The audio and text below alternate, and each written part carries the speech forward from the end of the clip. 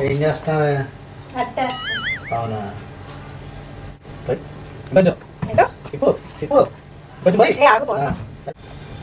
అయ్యా ఇప్పు అట్రా అట్రా ఇటు ఇటు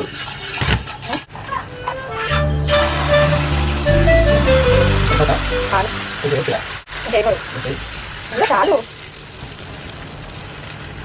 రానా కొంచెం ఇంకొంచెం తర్వాత అయ్యో రోజు వేసేదాన్ని నాకు తెలీదా ఎటు కాలాలో ఎటు కాలదో.